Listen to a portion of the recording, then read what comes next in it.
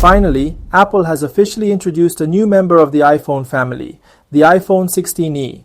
In this video, I'm going to walk you through everything new about this phone and share 13 key differences between the iPhone 16e and the standard iPhone 16. So, make sure you subscribe and stay with me till the end. You're going to discover some exciting details. Let's dive in. First, let's talk about the design. The iPhone 16e comes with a full screen design, and guess what? The home button is gone. Instead of the traditional mute switch that's always been on the side of iPhones, now it features an action button, just like the Pro models. However, Apple didn't add the camera control button here. It's only available on the other iPhone 16 models. Now, if we take a look at the display, Apple made an interesting move here. The iPhone 16e sports a 6.1-inch OLED display, a huge upgrade from the 4.7-inch LCD on the iPhone SE3. But one thing you'll definitely miss here is Dynamic Island.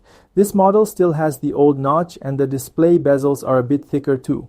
Another difference is that the iPhone 16e uses ceramic shield for screen protection. While the regular iPhone 16 also has the same protective glass, Apple claims it's more drop resistant than ever before. Here's a pretty big difference: the brightness of the iPhone 16e's display. It peaks at 800 nits, while the iPhone 16 can go up to 1000 nits normally and even 2000 nits in outdoor lighting. Additionally, HDR content on the iPhone 16e reaches 1200 nits, while the iPhone 16 pushes it all the way up to 1600 nits. And here's a crucial point. The iPhone 16e doesn't have the 1 nit minimum brightness available in other iPhone 16 models, which might be a downside for some. But the worst part, no MagSafe support. Unfortunately, the iPhone 16e doesn't have MagSafe. What does that mean? If you have any MagSafe accessories like magnetic chargers or wallets, this phone won't support them. It only has regular Qi wireless charging at a 7.5W speed, which means it charges slower compared to the other iPhones. But here's a big win for the iPhone 16e. It's the first iPhone to feature Apple's exclusive C1 modem. Apple says it's the most efficient 5G modem they've ever built, using 25% less energy than Qualcomm's modem in the iPhone 16. So while 5G performance might not be super impressive, this modem means better battery life. And this leads us to one of the biggest differences between the iPhone 16 and the 16e: battery life. Here's an interesting fact.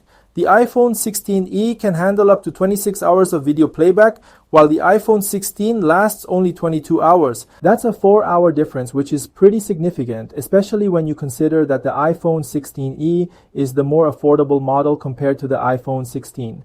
A lot of people who are looking for an iPhone without all the fancy features tend to care most about battery life, so here's a major advantage for the iPhone 16e that some might overlook. Good news is that the iPhone 16e can also charge up to 50% in just 30 minutes, just like the iPhone 16. So, when it comes to charging speed, there's no difference between the two.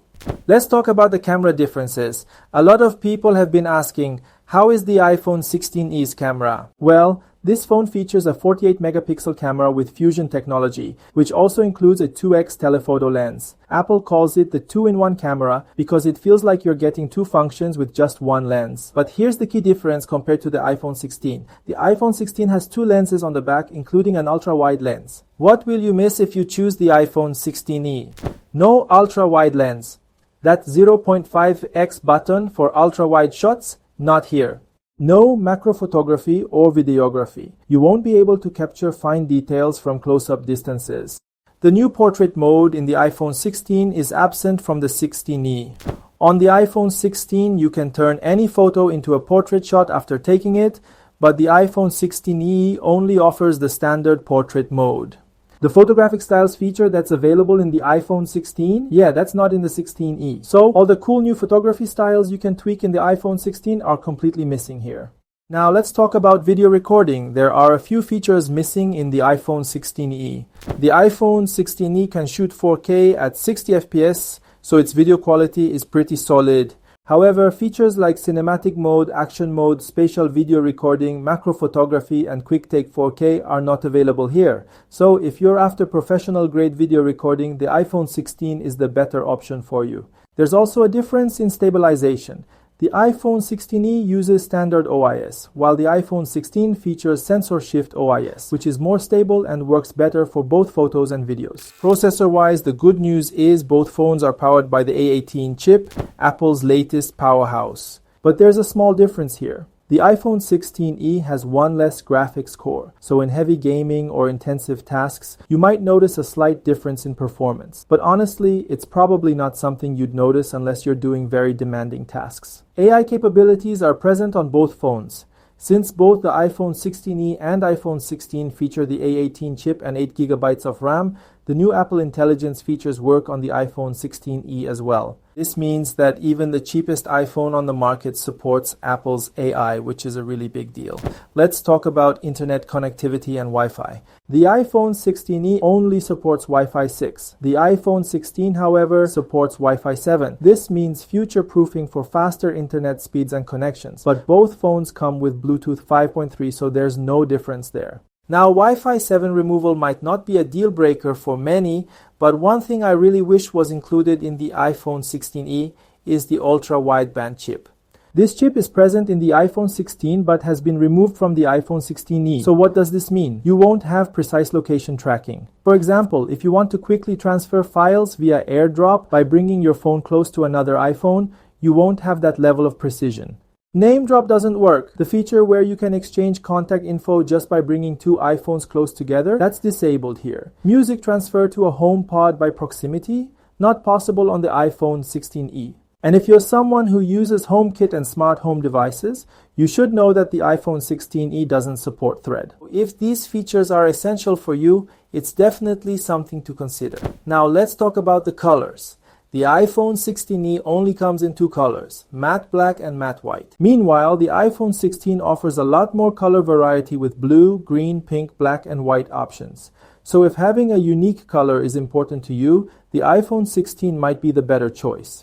Now let's get to the most important difference, price. The iPhone 16e with 128 GB of storage is priced at $599, whereas the iPhone 16 is set at $799. That's a $200 difference. Now, is that $200 difference too much? It depends. If someone is just looking for a cheaper iPhone, they might jump straight to the iPhone 16e after hearing this price difference, especially since it still has the 16 in its name and is one of the latest iPhones. It still packs key features like the A18 chip, Apple Intelligence, and the OLED display, so it's still a powerful phone. Honestly, a lot of people expected Apple to launch the iPhone 16e at around $500, but it ended up at $599. I think, given its hardware and Apple Intelligence support, the price makes sense.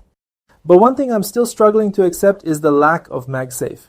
Apple probably assumes most users don't rely on MagSafe that much, but for those of us who've gotten used to it, it's definitely a downside. So is the iPhone 16e worth buying or not? If you're looking for a cheaper iPhone with great battery life, an OLED display, the A18 chip, and Apple Intelligence support, the iPhone 16e is a solid choice. But if ultra-wide camera, MagSafe, advanced photography features, and Wi-Fi 7 are more important to you, then the iPhone 16 would be the better pick. What do you think? Would you buy the iPhone 16e or not? Let me know in the comments. Once I get my hands on this phone, I'll definitely do an unboxing and a more in-depth review for you guys, so make sure to follow the channel and hit the bell icon to get notified about my upcoming videos. Thanks for watching, and I'll see you in the next video. Goodbye.